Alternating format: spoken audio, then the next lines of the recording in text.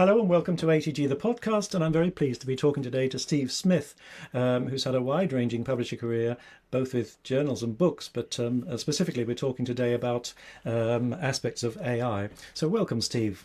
Thank you, Michael. Lovely to make the acquaintance. So Steve, let's start right back at your background. Before going into publishing, I believe you studied philosophy. That's right. I'm a frustrated philosopher. I mean, I'm Canadian by birth, and what's the saying? You can take the boy out of Canada, but you can't take the Canadian out of the boy. And I ended up at McGill University in Montreal and loved every minute of it. And like a lot of kids, I wasn't chasing jobs or careers really. I was just interested in big ideas and this sort of thing, and trying to figure out my way in life. And I guess I'm still searching. But I fell into, quite by accident, an intro course. I think it was called Intro Existentialism or something like this. And it was just, immediately intoxicating. As an 18-year-old, Kierkegaard, Nietzsche, arguing about this in a pub afterwards. I think Blade Runner had just come out, so there are all these great existential themes. It was all very heady stuff. But that just whetted my appetite for more. And existentialism soon felt kind of like romantic posing, kind of vague. And so I was kind of immediately drawn to the rigor of kind of analytical philosophy, modern logic, philosophy of mathematics. It kind of exerted a hold on me. I really kind of appreciated that. It felt like a more kind of rigorous grip on big questions. And suddenly we weren't just speculating, it seemed like we had a kind of a handle on how to approach these philosophical questions. So I kind of fell into that rabbit hole. And enjoyed it. So clearly mathematical logic was appealed to you because you did a whole PhD on it. Yeah. I started reading Wittgenstein early on, and then Frege and Russell, and they had this kind of radical idea that if you can reveal the logical form, you can kind of read off the metaphysics, the ontology, and so forth. And so mathematics became kind of the ultimate rigor, kind of the ultimate test case. If, we talk as if numbers exist, but they're not like tables and chairs. And, what does it mean for something to exist if it's not in space and time? And the underlying structure kind of led to a sort of, I don't know if I hesitate to call it a mathematical theism for me, but turns out that math underlies the entire structure of the universe. When you boil it right down, from the leaves waving in the wind to the distant galaxies. And so, somewhat out of the blue, I was lucky enough to be awarded something called a Commonwealth Scholarship, which was tenable at Oxford, and it was 4 years fully funded, and I couldn't turn it down. I mean, what was I going to do, go to law school? So I ended up coming over to Oxford and shared a flat with, we called ourselves the Montreal Mafia, people like Daniel Weinstock, who's I think now an emeritus professor at McGill. But and I slowly fell in love with it. I think the only thing is nobody really prepares you for life at grad school at Oxford. It felt like kind of an intellectual boot camp, and a lot of people just drop out. I mean, it's pretty tough at times. But I slowly fell in love with the city, the culture, the pubs, the surrounding countryside, and of course I met my future wife in Oxford, and we ended up settling in a Cotswold village not far from there. But some of the crew from that era have gone on to have spectacular careers. People like Reid Hoffman was in our cohort, and he went back to Palo Alto and has done great things since then. But I never really thought too much about jobs. If I thought about it at all, I maybe assumed I might end up being a professor someday. I really enjoyed teaching. I had a lectureship at Wadham College for a spell, but the research was turning into a bit of a grind, and with hindsight, that's maybe on me. I should have opened it up to more interesting, fruitful areas, but it did push me towards publishing, and I loved all of that. Well, this is interesting. It's not an immediate link from what you described, mathematical logic, and the rigors of such to academic publishing. So how did you get into academic publishing? Yeah, I mean, Yeah, right. I mean, the short version is, for me, it was kind of a game. It's been a bit of a game of two halves, roughly half in book publishing and then another half in journal publishing. But that kind of makes it sound like it was planned, more planned than it was. And the truth is, I kind of set sail, expecting I'd spend my time in book publishing at Blackwell, which felt like a worthy enterprise, genuine passion. But the winds kept shifting, and I've been navigating one disruption after another ever since. And I suspect that's more of a common experience in publishing than most people care to admit. They call it the accidental profession. And yes, I fell into publishing quite by accident. It was just a part-time job initially, as I was finishing my dissertation, just a way to make ends meet. But I ended up meeting some incredible people right away. People like Philip Carpenter, Stephen Chambers, Alison Muddett, Rene Olivieri, who now runs the National Trust. And we had a 10-year reunion in Oxford this past summer. And it was just amazed how many people turned up. It was poignant, life-changing, I think in ways I couldn't expect. But, going from being a grad student, which felt like a diet of bread and water, to moving into this kind of thrusting publisher was life-changing. It felt like the full buffet. I mean, literally, because I ended up, taking an author out for lunch almost every day of the week. There's so many great thinkers passing through Oxford at any given time. I remember working with Peter Singer, Charles Taylor, Richard Rorty, many more, and it was just sort of exciting and fun. And I was suddenly really working with a lot of people who were really just committed to ideas and the creative process. And of course, at the end of all of it, you have something to show for your efforts, this beautiful book. And more often than not, they went on to have a successful life. And thankfully, most people don't remember your failures in publishing, so that always helps, of course. But it's been an amazing journey. And if I'm honest, my career has been less of a kind of a straight line as I imagined it would be, and more kind of a series of disruptions navigated. I guess some people would say I'm a jack of all trades, master of none, but I prefer to think of it as kind of an accumulated perspective. I hope I'm more of a Swiss Army knife than anything else, but this is just the world we're in right now. It's just they say, the curse is may you live in interesting times, and that's been the case. You and I, Michael, have lived through changing formats, monographs to textbooks to references to reference books to journals to now I'm working on APIs and whatever comes next. But I think if there's any kind of thread of consistency through all of that, it's been ideas, working with people, what counts as knowledge, what makes it trustworthy and usable. So that's a little bit about my story.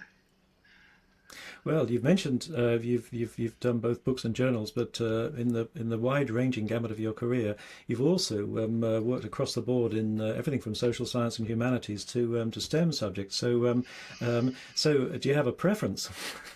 Oh, that's a good question. I mean, I think I've learned about you can learn about a topic, a field, sort of from the top down.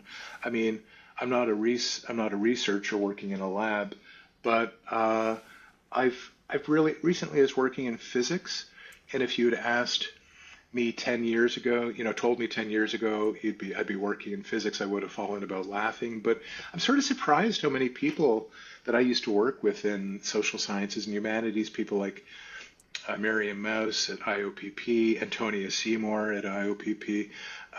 So many of us have ended up in these STEM subjects or in physics or some of these areas, and I think that's all I can say is each of these subjects has has worth. They have a lot going on, a lot of ideas, and that's at the end of the day that's really what grabs me intellectually, I guess.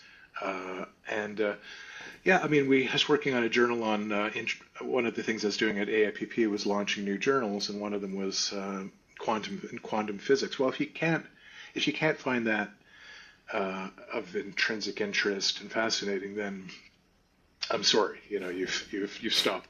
You're not alive anymore. So no, I enjoy the range. I really do enjoy the range. But you're right. I mean, I sort of imagined 10 years ago I would maybe always be working in the social sciences and humanities. You mentioned disruption, and I think that's an appropriate word for it. And my goodness, we've lived through some disruption. Yes. Like you, I started out doing reference publishing, and when I talk to people about that nowadays, I feel a bit like a sort of a wheelwright or one of those trades that's disappeared. Don't you find that publishing as reference publishing is a classic example of how it's changed to sort of 100% in the last Yeah. 25 years? Yeah, that's a really good point. I was talking to Ada Bernstein at OUP recently, and yeah, it's the whole thing's being turned up on its head with, especially with, the advent of AI and so forth. But I started one of my first, I think one of my most successful projects that are going way back were these kind of companions, single volume reference books in one of the first ones, Companion to Ethics by Peter Singer, went on to sell tens of thousands of copies and was really successful and provided us with a kind of a model to replicate across the all the different subject areas. And that became exciting because at some point we decided to essentially digitize it, and so collect all of them together, create metadata, fairly straightforward metadata, get a platform. And that brought me into the kind of the working with technology and people outside the normal gamut. And, we had no idea, to be honest. I mean, it could have fallen flat on its face. But it ended up, there was really a lot of interest in this. And of course, I ended up becoming kind of envious about it, because if I had had a resource like this as a grad student, I think I would have cut the amount of time I spent in half on doing fundamental research. But that went on, that kind of Blackwell reference online and so forth has gone on to have really a successful life in digital. And we ended up doing digital major MRWs, major reference works as well. But I think it is a little scary now because, of course, initially we had a dry run with Wikipedia providing a lot of fairly basic reference information. And it was getting, even then, we were, having to think about how to keep reference distinctive and useful and authoritative and as an alternative to what was already kind of good enough or freely available on the internet. So the challenge has been there for a while. And I think in the world of AI, it really then you begin to wonder what kind of a future can be had with reference publishing. Mm. Just finishing off with the sort of disruption, one of the publishers you work for, again, a great contrast. You could describe Blackwell as something of a traditional publisher with sort of standard sort of values and belief in authorship, but you also work for what's perhaps the sort of the opposite end of the spectrum with Frontiers, which is one of the new disruptive OA publishers who were responsible for some of the most dramatic growth in a number of articles published. So do you recognise at the time the sort of the role of these new publishers in how they were changing the world of journals? No, that's a really good question, and you're absolutely right. I mean, moving from a kind of a traditional publisher, I think I was at the American Psychological Association at the time, to Frontiers was really I think I did, to your point, Michael, I think I did completely underestimate the kind of the change. The job descriptions, the job titles were completely different. In a way, they don't think of themselves as a publishing company. They think of themselves as a technology company, and they're trying to be disruptors. They are disruptors, so-called born OA publishing. And yeah, they went through a period as a startup companies with tremendous growth. And I think they pointed, they illustrated that they could provide a kind of a service that many, for better or for worse, many authors find useful. They get that kind of speed and efficiency and getting things out there quickly and efficiently. They did very, very well. It's been tougher sledding in the last few years with pushback against Gold OA and some pushback against the Born OA publishers. But they very much want to be serious publishers. They want to be taken seriously, and they're doing some really innovative things. But yeah, I think I did underestimate it really was kind of an amazing journal, but flipping a lot of the traditional publishing on its head.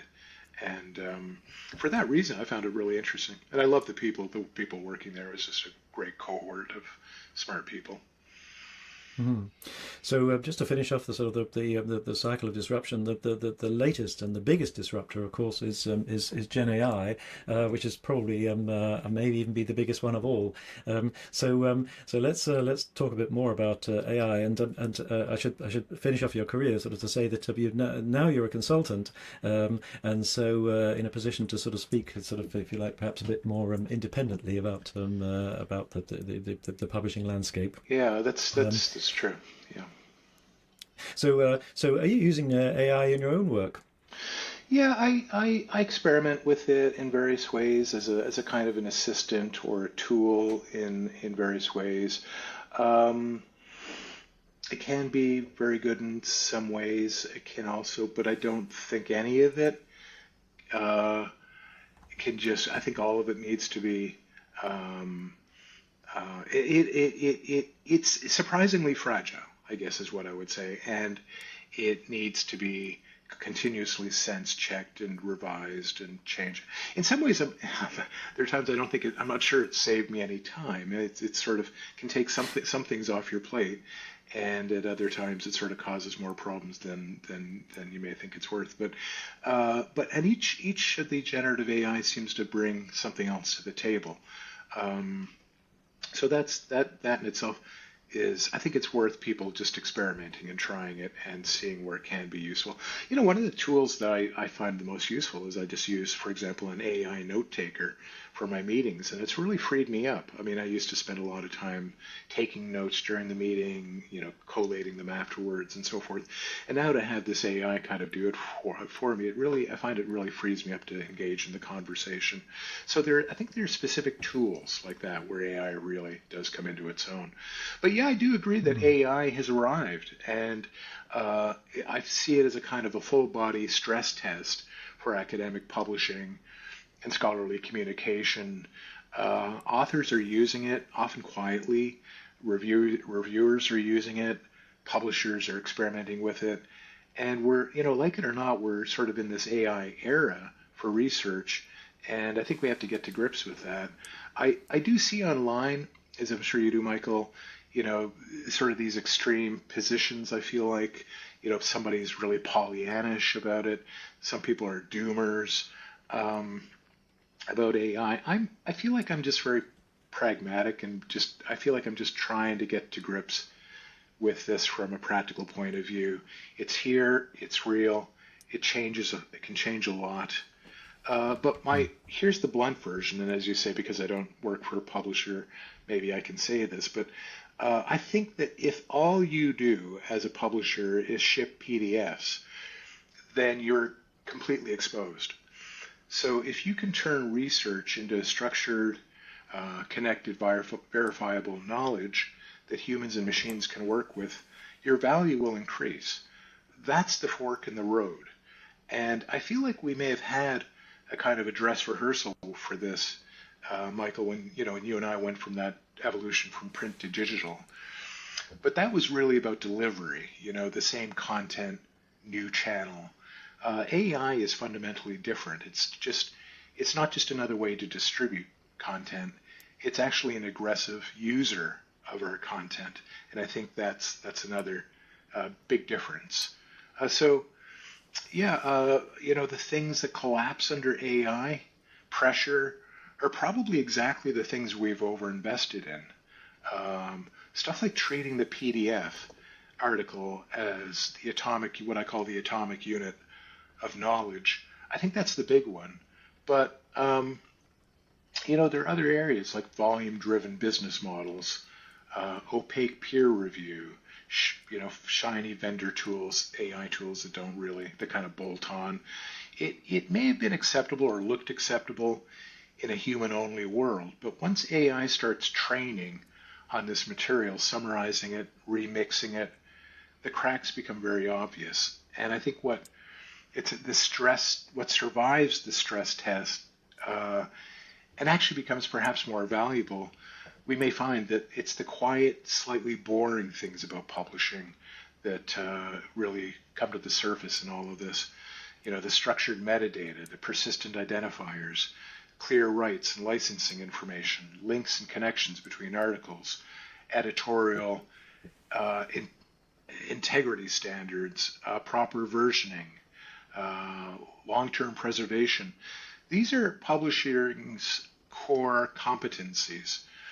And so I think we need to we'll end up moving them from the margins to the center of the business. And so I do have a view on what publishers should be doing, but maybe I'll pause there and see if you want to jump in.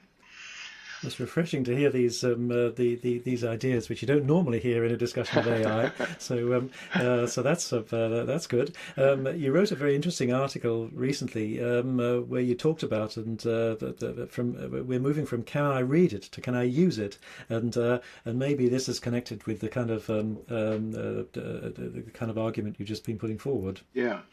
Yeah, that's right. I mean, so I've been writing a series of articles. They're kind of one connected argument about where publishing needs to go in the AI era.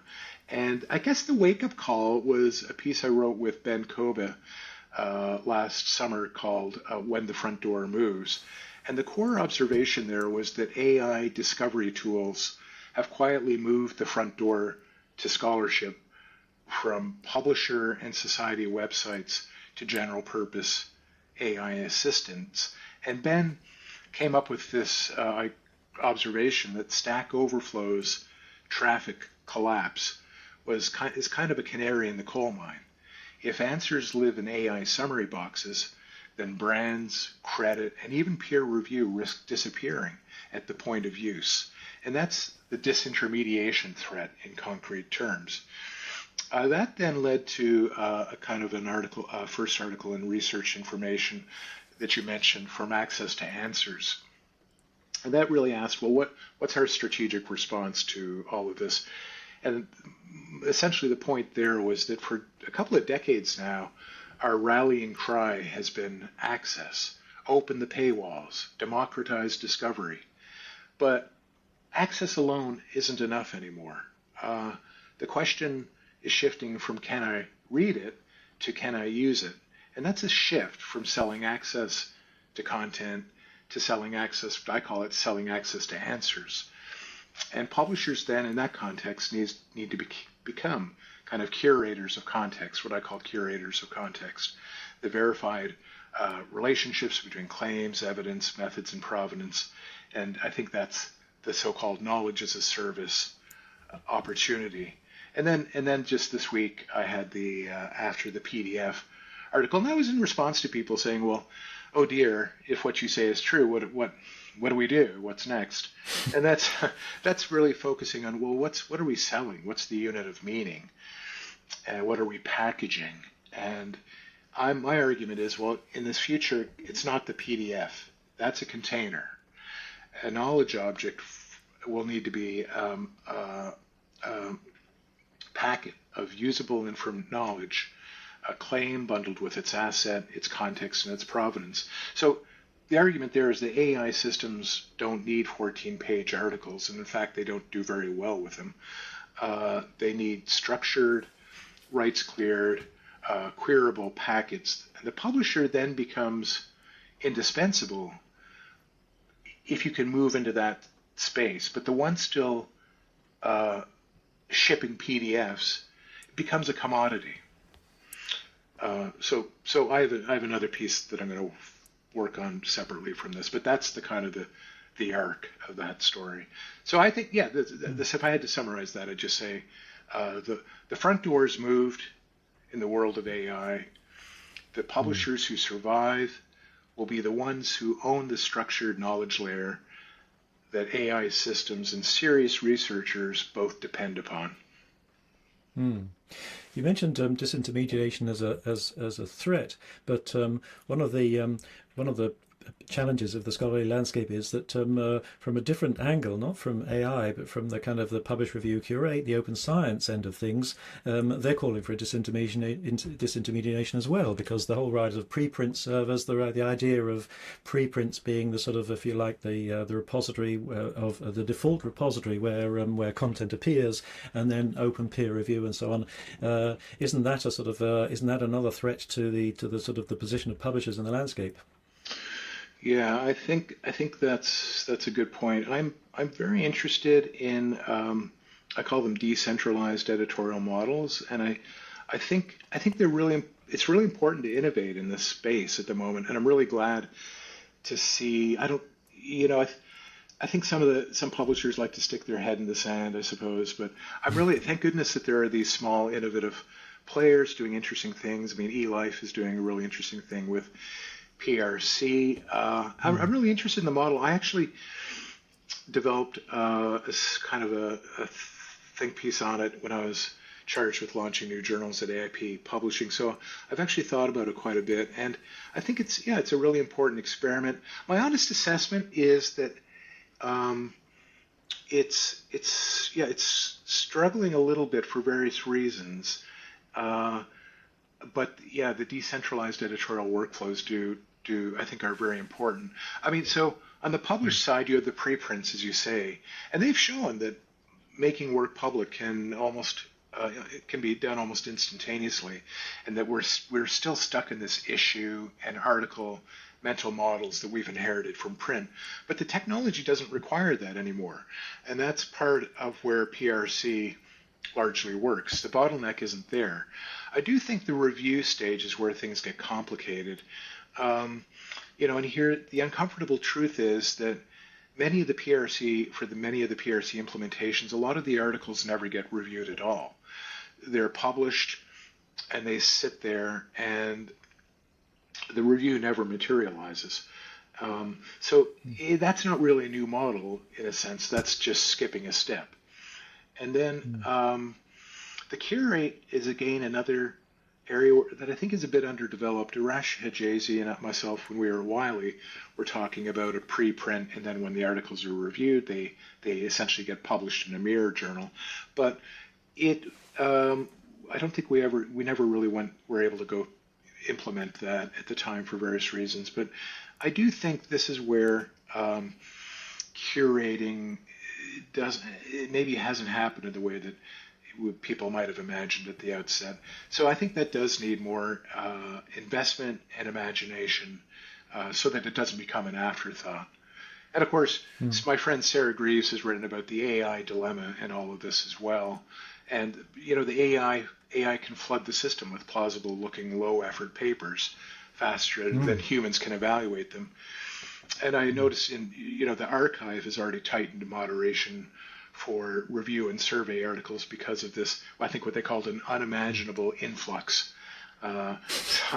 So there's a real tension there, but I in principle, I'm really in favor. I think it's really important to support these new models and innovation in the space.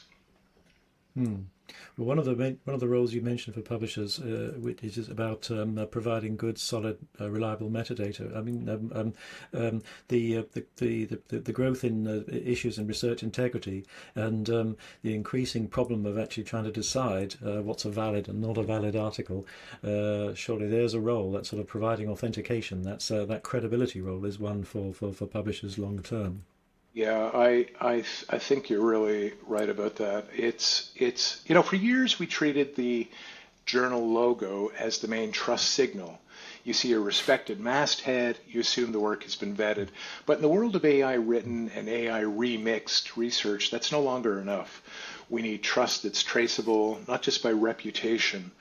As it happens, we've just started a National Academies workshop sponsored by Dan Weiss that's really on a similar topic, not whether we care about integrity, but how to make it observable and auditable in practice.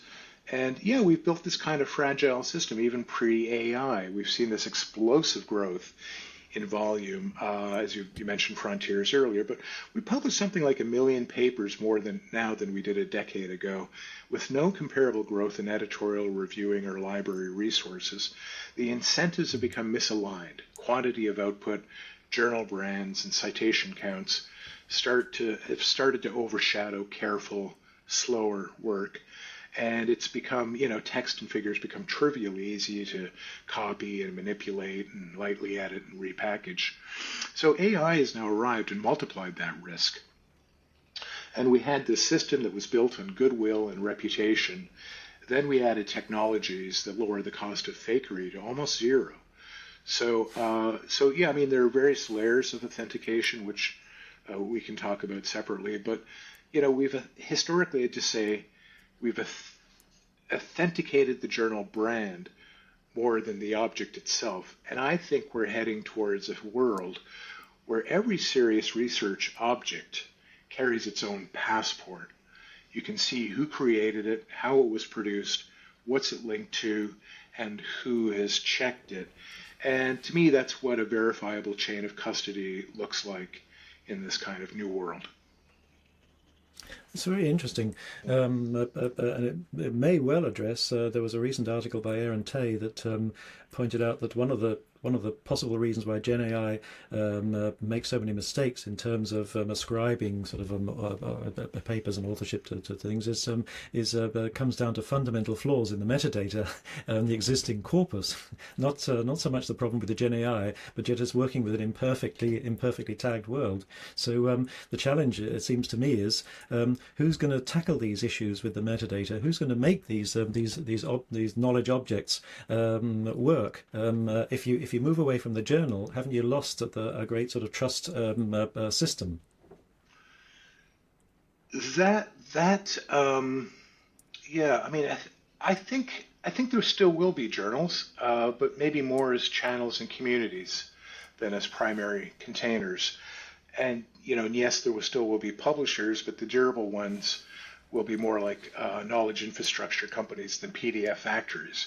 And libraries then become, I think, even more important. But I think you're right. Like the mistake we all tend to make when asking about journals is we start with the format rather than the function. And if we strip off the labels, scholarly communication still needs this set of functions: registration, certification, dissemination, curation, preservation, and credit, as you say. And historically, journals, publishers, and libraries have bundled all of these functions together. In the AI world, and the knowledge object story suggests that bundle will unpick. But the functions themselves remain essential. The question isn't whether we need these things done, it's who does them and how. That's partly where I get into the container versus channel distinction. But, You mentioned libraries, and it's very interesting to see what the role of the library in all this is. Libraries have clearly moved beyond just sort of purchasing organisations for licensing. But is there a role for libraries in all this?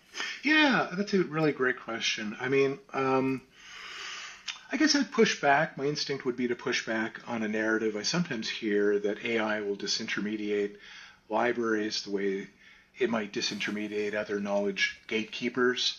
I actually think the opposite may be true, that libraries become more important in an AI world, not less. But the nature of that importance does shift.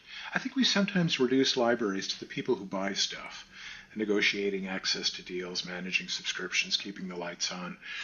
But that was always an undersell.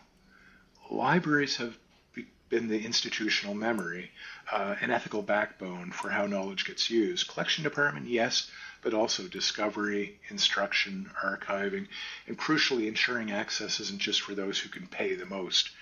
And in an AI world, I think those stewardship functions become even more critical. So libraries become the stewards of rights, provenance, and equitable access in ways that go far beyond what we asked of them before. So, yeah, in the access era, the central question was, can our people read this? In an AI era, the central question becomes, can our systems reason over this under what conditions. And that's a much more complex negotiation, and libraries are the natural home for it. Mhm. But one of the challenges that libraries face is Gen AI, in that crazy world that technology sort of de facto just goes out and does things rather than waiting for permission. Gen AI has frequently pulled together bigger collections of content than any individual publisher can manage. And at the same time, you feel perhaps the libraries have been playing catch up, in that the dream of a universal library is still not realized. The biggest collections are commercial. They're sitting within, say, OpenAI or Claude, or one of these big corporations. So, do you think there's a case for libraries to try and pull more content together to sort of create their own corpus? That's a really interesting question. I mean, I think there's two sides of that. There's access, where publishers, download all of this in the libraries, are the obvious place they've dealt with negotiating rights and AI usage rights and so forth, and they become the key brokers in this triangle between publishers, institutions, and AI teams, and the broader infrastructure world. But it could go in the opposite direction too. I mean, so they could also negotiate compute rights, and so the content really, you go to where the publishers already host this and have rights to compute that. And there's also a kind of equity dimension I think I alluded to earlier. If we're not careful, I think the AI knowledge economy could become deeply unequal. The institutions with the biggest AI budgets and the most sophisticated infrastructure get the best answers. Everyone else falls behind. And so I think that's libraries have historically been a really important counterweight to purely commercial logics in scholarly communication. So they can ensure that the answers economy doesn't just serve those who can pay the premium. And I also think there's a really important collaboration opportunity there, between publishers, libraries, and researchers on foundational questions like what can be computed over and under what conditions and so forth. So, yeah, I think from gatekeeper of reading to broker of reasoning, from information literacy to AI literacy, the core mission, ensuring equitable, ethical, well-governed access to knowledge, that remains the same. It's the terrain around it that's changed. Not sure if that answers your question. No, it's fascinating. I think it's a valid role. You mentioned the national academies, and I think you're involved with them as a volunteer. So what does that involve? Yeah, so we have a workshop. I guess I've been invited to participate in a workshop on some of these issues within integrity, and particularly this is focused on the social sciences research integrity, and we're meeting weekly. We meet weekly, and I guess we'll be pulling over the next few months. We'll be pulling together a series of recommendations. But it's great from my purely selfish point of view. I guess I'm representing publishers in this discussion, but it's an opportunity for me to hear from academics, researchers, librarians, funders. That whole range, and yeah, it turns out we're all interested in kind of the similar issues, just coming at it from different perspectives. So, do you have a vision for the future of academic publishing? You mentioned you think that journals will survive. Do you think there'll be any publishers? Yeah, I think publishers. There will be publishers, but I talk about moving up the stack. So I keep coming back to this. I think of the stack as three layers. Layer one is the content layer, the narrative articles and monographs we've always produced. And layer two is what I call the knowledge object layer, structured bundles of asset, context, and provenance the machines reason over. And layer three is this kind of knowledge as a service, APIs, dashboards, analytics, agent access, enterprise integrations. And I think the thing is, most publishers today sit heavily in layer one. They might have a little bit of emerging activity in layer two, but the future role for publishers that remains strategically important is to live primarily in layers 2 and 3. So to move up the stack and using layer 1 as the narrative and branding skin around that infrastructure. But you can't, and my argument is you can't afford to remain in layer 1. That turns you into a commodity provider, and you'll be disintermediated by AI. The key is for societies, publishers, and really everyone else in that to begin to move up the stack. It's a challenge, but it's encouraging. Yeah. So finally, not only have you worked for a range of publishers, but you've also lived in 3 different countries on both sides of the Atlantic. So Canada, the United States, and United Kingdom. So do you have a preference? Well, I mean, I would love to return to the UK at some point. I just miss, I miss the community, the culture, it's been wonderful living in Canada and the UK with the public health care, education, the focus on all of these things. But each country has brought its benefit. I must admit, I think when I thought about philosophy, I assumed I'd be kind of Garrett bound and living a kind of an isolated existence. And in fact, as you point out, Michael, the opposite has happened. I've ended up living in multiple countries. I end up traveling quite a lot in relation to the work and so forth. And as an introvert, I find this very difficult. But it's not the life I imagined. But it's been wonderful. Don't you feel right at the moment, as a Canadian, somewhat threatened in your position in Boston?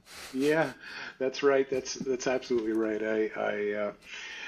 Although somebody said to me the other day, well, so they heard me speaking. They said, "So what part of Ireland are you from?" So, but the Canadians are very upset these days with everything that's going on in the political landscape here in the States, and feel threatened. And it's such a shame, because historically, we've all been so close, economically and politically and socially, and so I hope we can return to that soon. Mm-hmm. Let's hope so. Yeah. Anyway, it's been great talking with you, Steve, Pleasure. and I thought your comments were very perceptive, and I think there's encouraging insights for both publishers and libraries in what you say, and it would be great to think that that both can act on it in the coming years, and sort of and lead us towards a kind of a more equitable publishing environment. So let's keep our fingers crossed. So thanks again, Steve. Thank you, Michael. I just really enjoy talking to you, and I hope we'll have a chance to reconnect separately. Great, thank you.